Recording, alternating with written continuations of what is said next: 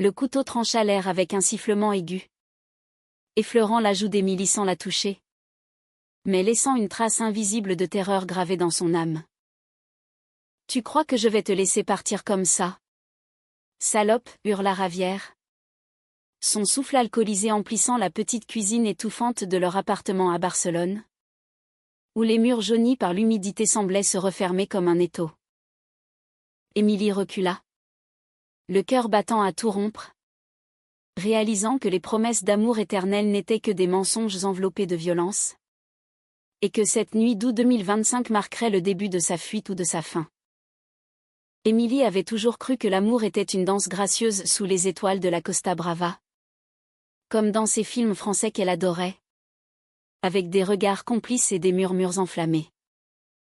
Mais la réalité, cette salope impitoyable, lui avait servi un tango brutal avec Ravière, un pêcheur basané aux mains calleuses qu'il avait séduite 3 ans plus tôt sur le port de Lloret de Mar. Elle, la Parisienne exilée en Catalogne pour un poste de professeur de littérature à l'université, avait succombé à son accent chantant et à ses yeux sombres promettant l'aventure. « Viens avec moi, ma belle. Je te montrerai la mer comme personne, lui avait-il dit. Et elle avait ri, imaginant des pique-niques sur la plage, des baisers salés par l'écume. Au lieu de cela, les nuits s'étaient muées en cauchemars, ses poings serrés contre les murs quand elle osait contredire ses humeurs, ses mots acides comme des hameçons barbelés quand elle rêvait à voix haute d'un retour à Paris. Ce soir-là, tout bascula. Émilie avait découvert les messages sur son téléphone des mots tendres adressés à une autre. Une serveuse du bar du port, avec des photos qui laissaient peu de place à l'imagination. « C'est rien. Juste pour rire » avait-il grogné quand elle l'avait confronté. Mais ses yeux trahissaient la panique d'un homme pris au piège. La dispute avait éclaté comme une tempête méditerranéenne, rapide et furieuse. Le couteau n'était pas destiné à la blesser. Du moins c'est ce qu'il prétendrait plus tard aux flics.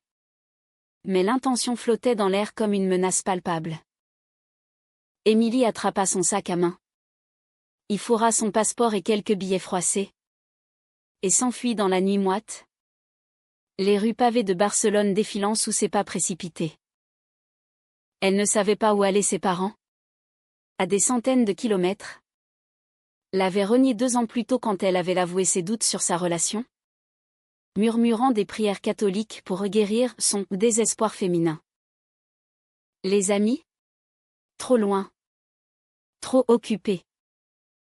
C'est alors qu'elle frappa à la porte de l'appartement d'Alexandra Côté, celui de la mystérieuse voisine qu'elle saluait d'un sourire timide depuis son arrivée. Mathilde. Le nom résonnait comme une mélodie occitane dans l'esprit d'Émilie, évoquant des vignes ensoleillées et des secrets bien gardés. La porte s'ouvrit sur une silhouette élancée, éclairée par la lueur tamisée d'une lampe de chevet. Mathilde, 35 ans. Pêcheuse indépendante aux cheveux noirs cascadant comme une cascade d'ébène sur ses épaules bronzées, la fixa avec des yeux noisettes où dansait une surprise mêlée de compassion. Émilie ? Mon Dieu ! Qu'est-ce qui t'arrive ? Sa voix, rauque et chaude comme un vin rouge de priorat, enveloppa la jeune femme tremblante. Sans un mot, Mathilde l'attira à l'intérieur, refermant la porte d'un geste ferme.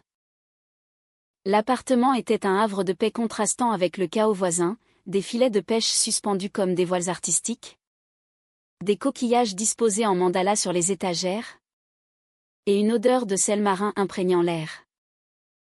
Émilie s'effondra sur le canapé usé, les sanglots jaillissant comme une digue rompue. Il allait me tuer. J'ai vu le couteau. Et ses yeux. Ils étaient fous. Mathilde s'agenouilla devant elle. Ses mains fortes et douces posées sur les genoux d'Émilie. Un geste si naturel qu'il désarma toute résistance. Raconte-moi tout, ma chérie. Ici. Tu es en sécurité. Personne ne te touchera tant que je suis là. Les heures s'écoulèrent dans un flot de confessions. Émilie parla de Paris, de ses rêves d'écriture inachevés, de la façon dont Ravière l'avait isolée de tout, la transformant en ombre d'elle-même. Mathilde écouta, hochant la tête, ses doigts traçant des cercles apaisants sur la peau d'Émilie. Originaire de Perpignan, juste de l'autre côté de la frontière, Mathilde avait fui elle-même un mariage arrangé à 18 ans, traversant les Pyrénées pour atterrir en Catalogne, où la mer était devenue sa amante fidèle. La pêche, c'est comme l'amour. Tu sais, parfois, tu tires sur la ligne et tu sens la résistance, le combat. Mais si tu forces trop, tout se brise. Il faut lâcher prise pour gagner. Ces mots, imprégnés d'une sagesse paysanne et d'une poésie inattendue, touchèrent Émilie au plus profond. À l'aube, alors que le soleil peignait le ciel de rose, Mathilde proposa, « Viens avec moi aujourd'hui. On va pêcher. Seul. Loin de tout ça. » La mer efface les cicatrices. Émilie hésita. Mais l'idée d'échapper à la ville l'attirait comme un phare dans la brume. Elles montèrent dans le vieux pick-up de Mathilde, chargé de cannes à pêche et de provisions simples, du pain croustillant, du fromage de chèvre et une bouteille de cava frais. La route sinueuse menait à une crique secrète près de Tossa de Mar, un joyau caché où les falaises plongeaient dans l'azur comme des amants enlacés. Sur la plage déserte, Mathilde déploya les lignes avec une grâce féline, ses mouvements fluides rappelant une danse flamenco sous-marine. Émilie, maladroite au début, rit pour la première fois depuis des jours quand un poisson frétillant échappa à sa prise, éclaboussant l'eau autour d'elle. « Regarde-toi. Tu es une naturelle, » s'exclama Mathilde, ses yeux pétillants. Elles s'assirent sur les rochers, les pieds dans l'eau tiède, partageant des histoires. Mathilde raconta ses nuits solitaires en mer, les étoiles comme confidents, et comment elle avait appris à aimer son corps, ses désirs, sans les chaînes des conventions. En France, on parle d'amour libre. Mais ici, en Espagne, c'est encore un combat. Pourtant, la mer ne juge pas. Elle accueille tout. Émilie sentit une chaleur nouvelle monter en elle. Un frisson qui n'avait rien à voir avec la brise marine. Les regards s'attardaient. Les rires se mêlaient. Et quand leurs mains se frôlèrent en déroulant un appât, un courant électrique les traversa. Mais la journée s'acheva trop vite. Et le retour à Barcelone ramena l'ombre de Ravière. Il avait laissé un message furieux sur le téléphone d'Émilie. « Reviens. Où je te trouve. » La peur revint. Tenace. Les jours suivants furent un tourbillon. Mathilde devint son ancre, elle l'aida à porter plainte, à contacter un refuge pour femmes, et à emballer ses affaires en secret. Émilie, émerveillée par cette force tranquille, se surprit à anticiper les matins où Mathilde frappait à sa porte avec un café fumant. « Tu sais, tu me rappelles les héroïnes de Colette, » dit un soir Mathilde, en feuilletant un vieux roman d'Émilie. Libre, passionnée, prête à tout pour un souffle de vérité. Émilie rougit, le cœur serré par un désir qu'elle n'osait nommer. Était-ce de la gratitude? Ou quelque chose de plus profond? De plus interdit? Un soir de fin août, alors que la chaleur étouffait la ville, Ravière surgit comme un spectre. Émilie rentrait d'une séance de thérapie, les bras chargés de livres, quand il l'agrippa dans l'escalier. « Tu crois que cette lesbienne de voisine va te sauver? »« Je sais tout, » cracha-t-il. Son haleine fétide. La lutte fut brève mais violente, Émilie se débattit. Hurlant, Et Mathilde, alertée par le bruit, déboula comme une furie. Un balai en main. Lâche-la. Fils de pute. Ou je t'éclate la cervelle. Son accent pyrénéen rendait les insultes encore plus féroces. Ravière recula, surpris par cette Amazone aux yeux de braise, et s'enfuit en jurant vengeance. Ce soir-là, blottie contre Mathilde sur le balcon minuscule, Émilie murmura « Merci.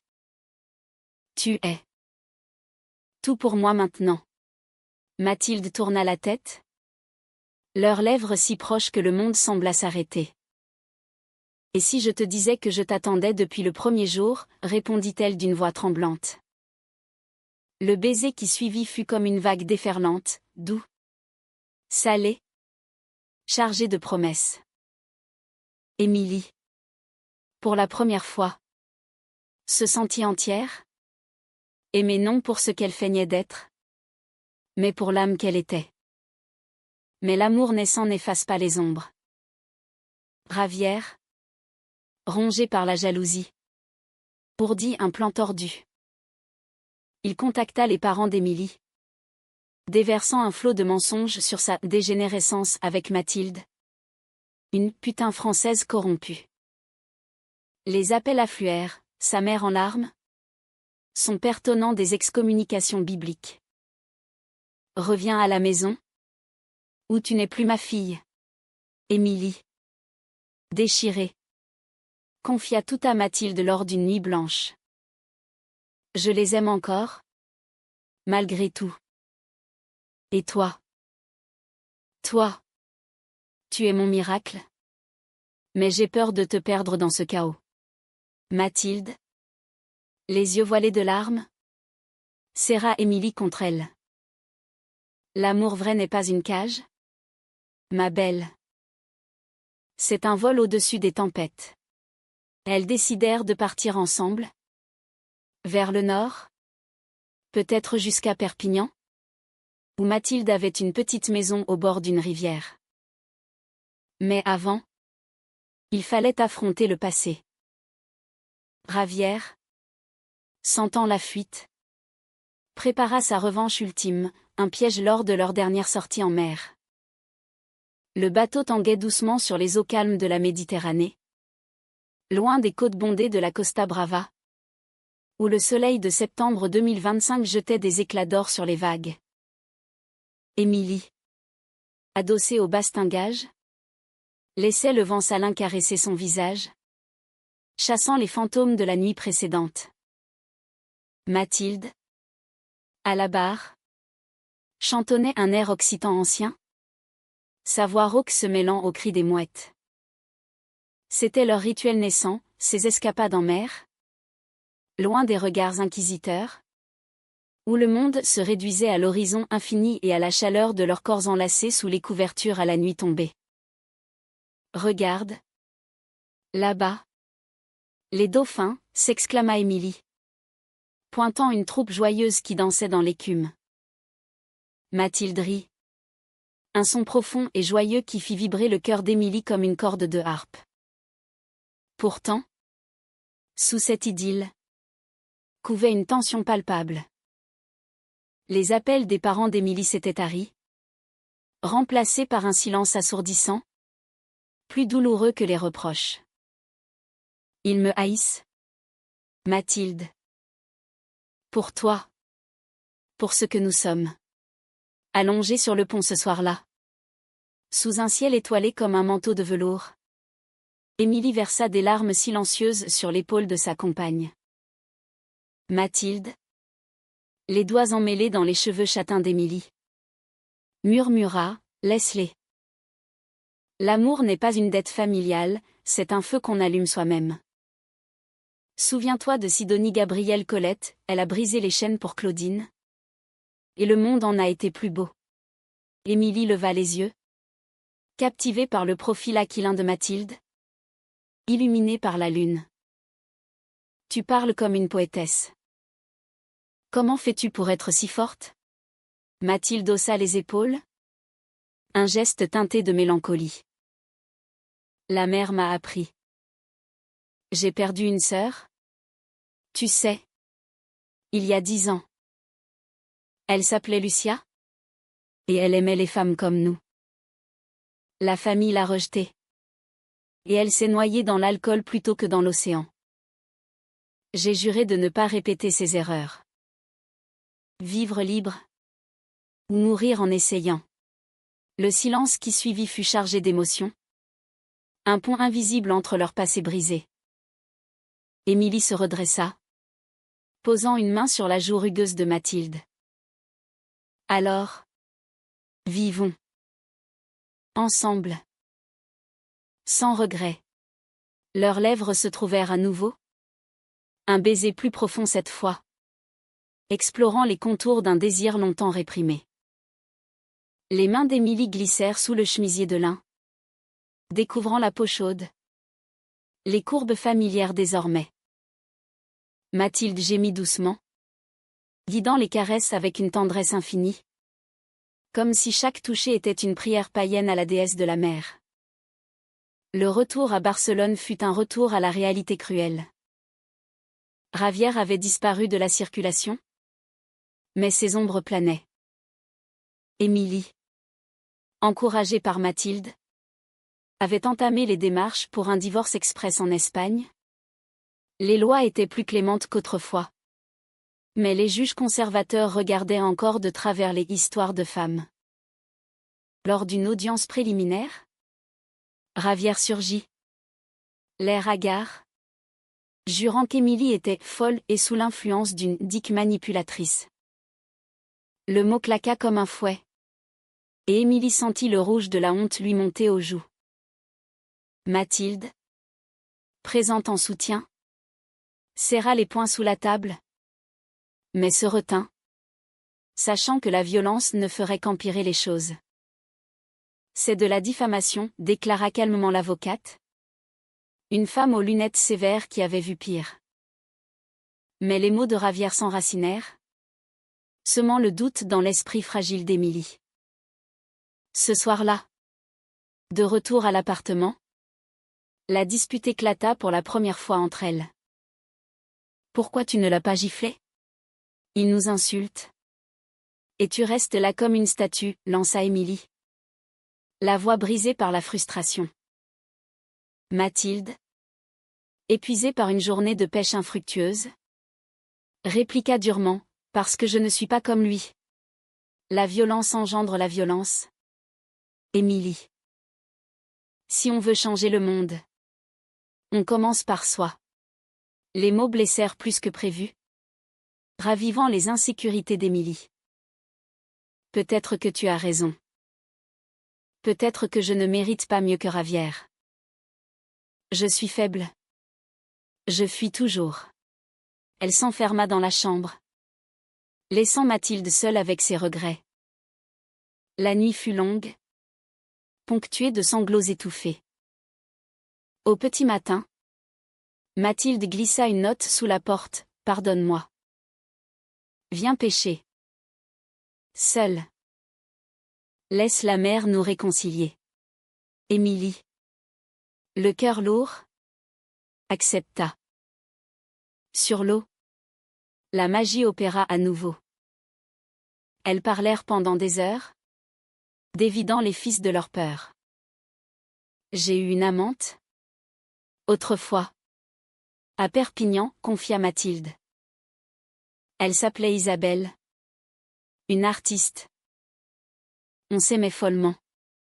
Mais la société nous a brisé sa famille. Les ragots. Elle est partie pour Paris. Et j'ai cru que c'était ma punition. Jusqu'à toi. Émilie. Touchée. Prit la main de Mathilde. Et si on construisait notre propre monde? Sans homme. Sans jugement. Juste nous. Mais le destin, ce farceur cruel, avait d'autres plans. Ravière, obsédé, avait suivi Mathilde jusqu'au port. Il avait soudoyé un marin pour savoir où elle accostait. Et lors de leur retour ce soir-là, il les attendait sur le quai, Un flingue rouillé à la main, un reliquat de son père pêcheur. C'est fini. Émilie. Tu reviens avec moi?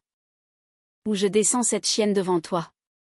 Le monde d'Émilie s'effondra en un instant. Mathilde se plaça devant elle.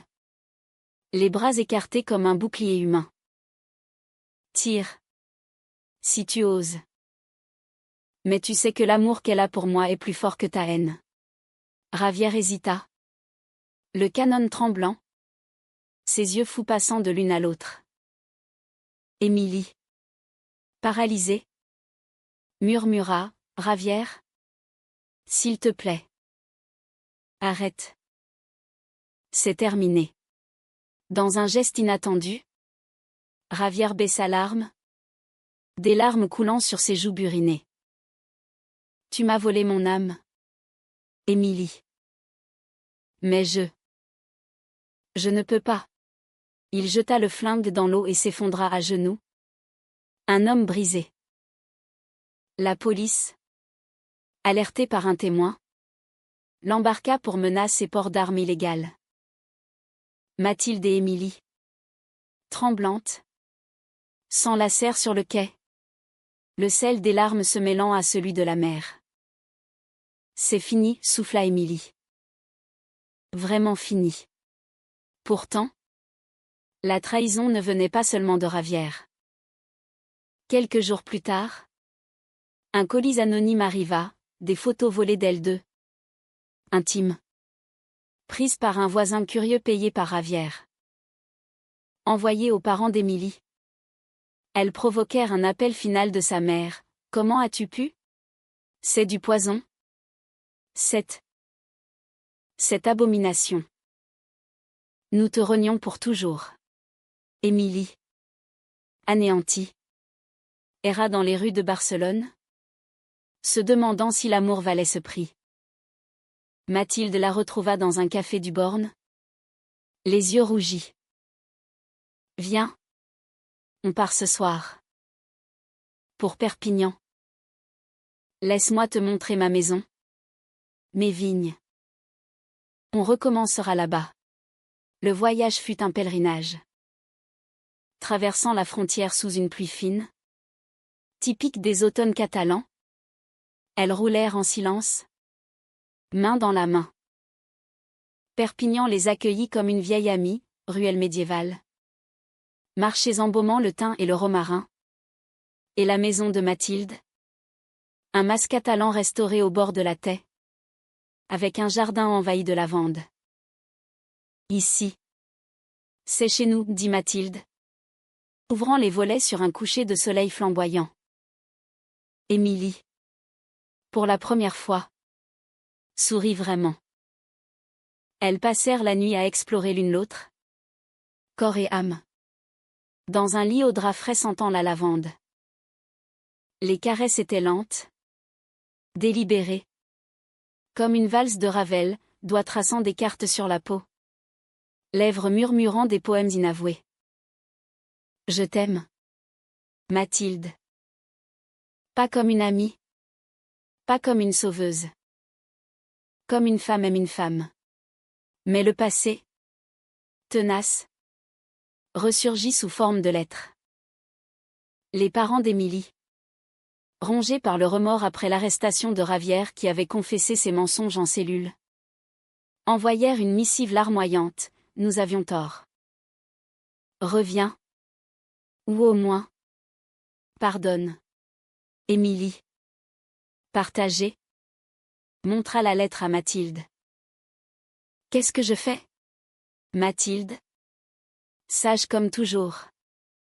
Répondit, ce que ton cœur dicte. Mais souviens-toi, le pardon n'efface pas les cicatrices, il les transforme en tatouages d'honneur. Émilie choisit d'écrire une réponse mesurée. Offrant une trêve sans retour immédiat. Je suis heureuse ici. Avec elle. Priez pour nous. Si vous voulez. Mais cessez de nous haïr. La lettre partit. Un poids s'envola. Elles plongèrent dans une routine enchantée, Mathilde pêchant dans la rivière. Émilie écrivant son premier roman inspiré de leur histoire, une ode à l'amour lesbien en exil. Imprégné de la sensualité française et de la passion espagnole. Pourtant, un conflit plus intime émergea. Mathilde, hantée par le souvenir d'Isabelle, craignait l'engagement éternel. Et si je te blesse? Comme elle m'a blessée, confia-t-elle un soir. Lors d'une promenade sous les platanes du palais des rois de Majorque. Émilie s'arrêta, la forçant à la regarder. Alors on se blessera ensemble, et on se guérira. L'amour n'est pas parfait, il est humain. Le baiser qui suivit scella leur pacte. Un serment murmuré sous les étoiles pyrénéennes. L'hiver 2025 enveloppa Perpignan d'un manteau de brume douce, transformant les vignes en fantômes argentés et la taie en rubans miroitants. Émilie et Mathilde s'étaient installées dans une harmonie précaire, faite de matins paresseux où le café fumait sur la table en bois patiné, et de soirées où les flammes de la cheminée dansaient sur leur peau nue. Émilie écrivait avec ferveur. Ses pages noircies de descriptions lyriques, les courbes de Mathilde comme les collines catalanes, ses rires comme le chant des cigales. Mathilde, de son côté, vendait ses prises au marché local, rapportant des langoustes et des histoires de pêcheurs bourrus qui la taquinaient sur sa parisienne conquise. Elle te rend molle, Mathilde. Bientôt, tu oublieras comment tenir une ligne, ricanait-il. Mais elle se contentait de sourire, sachant que la vraie force résidait dans la vulnérabilité partagée. Pourtant, les fissures apparurent subtilement, comme des craquelures dans la glace. Émilie reçut une offre d'emploi, un poste de lectrice à l'université de Montpellier. À 2 heures de route. C'est une chance. Mathilde. Revenir en France? Enseigner ce que j'aime. Mathilde. Feignant l'enthousiasme. Sentit un pincement au cœur. Et nous? La distance. La mer nous a unis. Mais les routes? Émilie balaya l'objection d'un baiser. On gérera. Comme toujours. Mais au fond, Mathilde revivait le spectre d'Isabelle, les promesses brisées. Les nuits solitaires à attendre un appel qui ne venait pas. La trahison surgit de manière inattendue, orchestrée par le passé qui refusait de mourir. Ravière, libéré sous caution après des mois de détention, avait engagé un détective privé, un vieil ami du port, pour traquer Émilie. Les photos arrivèrent par mail anonyme, elles deux au marché. S'embrassant sous un auvent, Émilie écrivant nue sur le balcon, Mathilde riant aux éclats lors d'un pique-nique fluvial. Accompagnée d'une note venimeuse, je sais où tu es. Reviens. Où ces images iront à tes chers parents? À ton université? Au monde entier. Émilie. Découvrant le message sur l'ordinateur partagé, s'effondra en hurlant. Il ne s'arrêtera jamais. Il va nous détruire. Mathilde, pâle comme un linceul, prit les rênes. On contre-attaque. J'appelle un avocat à Barcelone. Et on porte plainte pour harcèlement. Mais d'abord, on protège ce qu'on a. Elles passèrent la journée à sécuriser leur compte, à changer les serrures, à tracer un plan de fuite temporaire, un séjour chez une cousine de Mathilde à Collioure. Le village des fauves où Matisse avait capturé la lumière éternelle. Là-bas, dans une maison perchée sur les falaises, entourée de vignes de Banyuls, elles trouvèrent un répit. Les promenades sur la plage de Galets, main dans la main, ravivèrent leurs flammes. Regarde la mer, Émilie. Elle est comme nous, tourmentée, mais indomptable. Sous le regard indifférent des mouettes, elles firent l'amour sur le sable. Un acte de rébellion sensuelle contre les ombres. Mais le doute s'insinua. Émilie. Obsédée par les menaces. Devint distante. Passant des heures au téléphone avec son avocate.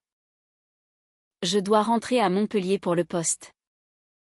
C'est stable. Sûr. Toi. Tu restes ici? Mathilde. Blessée. Explosa un soir au dîner, stable? C'est ça. Ton amour? Me laisser comme un vieux filet usé? Les mots fusèrent. Acide, Émilie accusa Mathilde de jalousie possessive. Mathilde reprocha à Émilie son égoïsme parisien.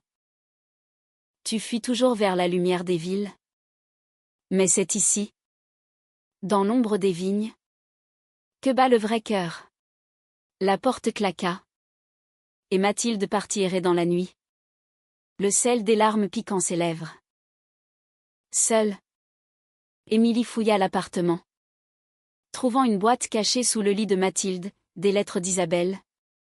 Jaunies par le temps. Confessant un amour éternel avant l'adieu. Tu vois. Elle t'a trahi. Et maintenant tu me trahis par peur. Au retour de Mathilde. Ivre de vin local. La confrontation fut explosive. Lis-les. Lis comment elle m'a quitté pour une vie meilleure à Paris. Et toi? Tu fais pareil. Mathilde. Les yeux fous. Arracha la boîte des mains d'Émilie. C'est mon passé. Pas le nôtre. Mais si tu doutes. Va-t'en. Je ne serai pas une chaîne. Le silence qui suivit fut un abîme. Émilie. Réalisant la profondeur de sa blessure involontaire. S'agenouilla. Pardonne-moi. Je ne suis pas elle. Je t'aime. Mathilde. Plus que les mots. Plus que la mer. Elles pleurèrent ensemble. Se réconciliant dans une étreinte fiévreuse. Où chaque baiser effaçait un doute. Restons ici, murmura Émilie. J'abandonne le poste. On ouvrira une petite librairie pêche. Un havre pour les âmes perdues comme nous. Mais Ravière n'avait pas dit son dernier mot. Alerté par le détective que les femmes se tairaient à Collioure, il loua un bateau et traversa la baie sous couvert de nuit. Le haut fait culmina lors d'une fête locale. La Festa Major. Où les rues vibraient de castels humains et de sardanes tournoyantes. Émilie et Mathilde. Déguisées en danseuses pour se fondre dans la foule. Riaient enfin. Tournoyant au rythme des tambours. Soudain. Ravière surgit de l'ombre d'une ruelle. Un couteau à la main, pas pour tuer. Mais pour marquer. Pour rappeler qui elle était. Émilie. Tu es à moi. La lame effleura son bras. Entaillant le tissu sans gravité. Mais le cri d'Émilie attira la foule. Mathilde réagit en un éclair. Se jetant sur lui. Le désarmant d'un coup de genou appris dans les bagarres de port. La police locale. Rapide. L'arrêta net. Mais dans la mêlée. Mathilde trébucha. Heurtant une pierre. Et s'évanouit. Une entaille au front saignant légèrement. Émilie. Paniquée. La veilla à l'hôpital de Perpignan. Où les médecins la rassurèrent, commotion légère. Rien de grave. Elle est forte. Comme un chêne pyrénéen, dit le docteur avec un clin d'œil. Au chevet de Mathilde. Émilie confessa tout, sa peur viscérale de l'abandon. Héritée d'une enfance où l'amour était conditionnel. Tu as changé tout. Mathilde. Le jour où tu m'as emmené pêcher. Seule. Et que tu as fait. Ce geste qui a tout changé. Mathilde. Encore pâle. Sourit faiblement. Quel geste? Émilie rit à travers les larmes. Celui où tu m'as regardé comme si j'étais la mer elle-même. Libre. Infini. Elles s'embrassèrent doucement. Sous le regard attendri de l'infirmière. Un serment silencieux de fidélité. Ravière. Jugé pour agression et harcèlement. Écopa de 5 ans ferme. Les photos furent détruites. Les parents d'Émilie envoyèrent une lettre de pardon sincère. Nous apprenons. Soyez heureuse. Pour la première fois. Émilie répondit avec joie, invitant à une future visite. Le printemps 2026 fleurit en explosion de mimosas et d'amandiers, peignant Perpignan d'une palette impressionniste que Monet aurait enviée. Émilie et Mathilde, forgées par les tempêtes, émergèrent plus unies que jamais. Leur projet prit vie, la ligne et la page. Une librairie hybride au cœur du centre historique, où les rayons croulaient sous les romans lesbiens français de Yourcenar à Desnoyers et où Mathilde organisait des ateliers de pêche philosophique, attraper des idées comme des poissons. Avec patience et audace. Les clientes affluaient. Attirées par cette bulle d'authenticité, des étudiantes timides cherchant Claudine à Cap, des voyageuses solitaires rêvant d'histoires d'amour interdits, et même des pêcheurs bourrus convertis à la lecture. Émilie, libérée de ses chaînes, publia son roman, Vague d'ombre. Un récit semi-autobiographique où une Parisienne trouve l'amour dans les bras d'une pêcheuse catalane. Les critiques, dithyrambiques, y virent un hymne humaniste à l'amour queer, imprégné de la sensualité méditerranéenne et de la mélancolie française.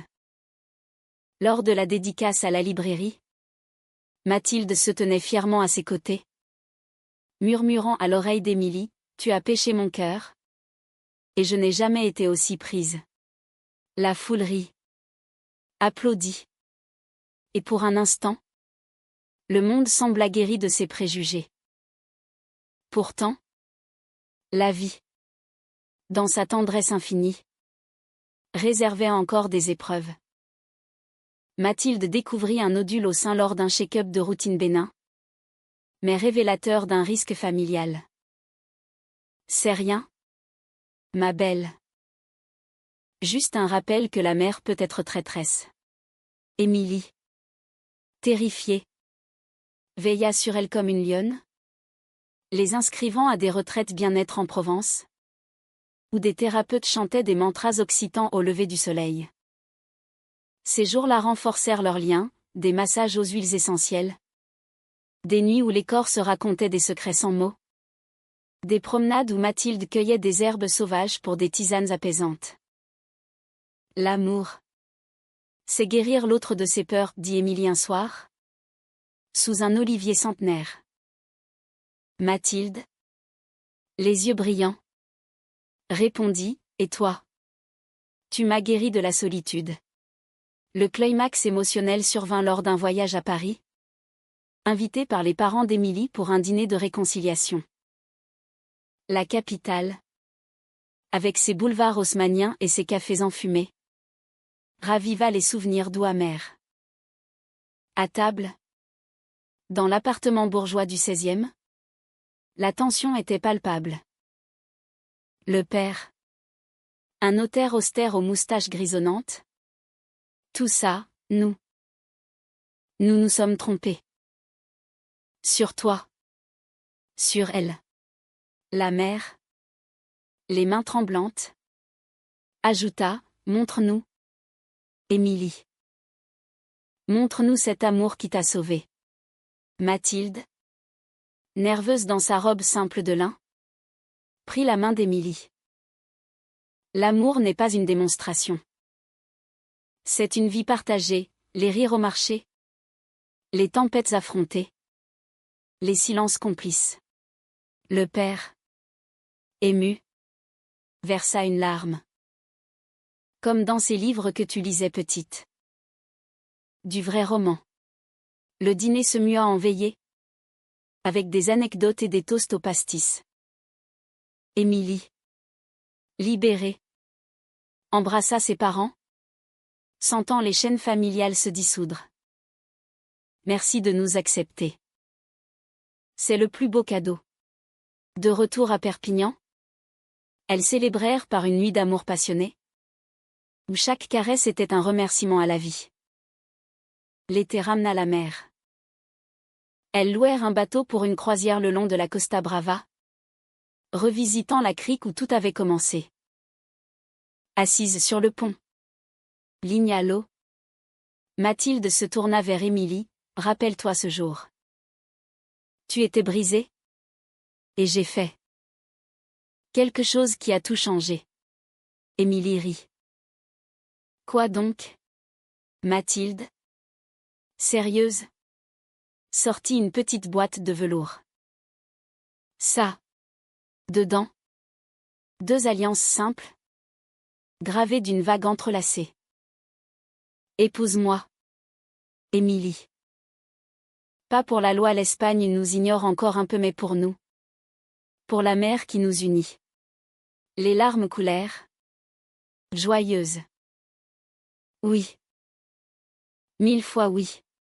Elles échangèrent les vœux au coucher du soleil.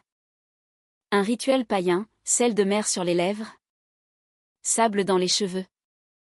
Promesses murmurées comme des incantations. Dans la joie et la tourmente. Dans l'amour et la chair. Jusqu'à ce que la mer nous reprenne. Le roman d'Émilie devint un best-seller modeste. Finançant leurs rêves, un bateau nommé Claudine. Pour des croisières littéraires lesbiennes. Ravière. En prison. Écrivit une lettre d'excuse, j'ai perdu parraine. Trouve la paix que je n'ai pas su donner. Émilie la brûla sur la plage. Libérant les cendres au vent. Des années plus tard. Âgée mais toujours enlacée. Elle regardait le soleil se noyer dans l'horizon depuis leur porche. C'était il y a quoi? 20 ans, demanda Émilie. Les cheveux argentés. Mathilde, ridée comme une prune mûre, sourit. Le jour où mon voisin m'a emmené pêcher. Et où j'ai fait ce geste qui a changé tout. Elles rirent. Se baisant tendrement. Sachant que l'amour, vrai et humaniste, est une pêche patiente, parfois vide, souvent miraculeuse. Et ainsi, dans l'ombre douce des Pyrénées, 2 âmes françaises espagnoles vécurent, aimèrent et inspirèrent, prouvant que même les cœurs brisés peuvent danser sous les étoiles.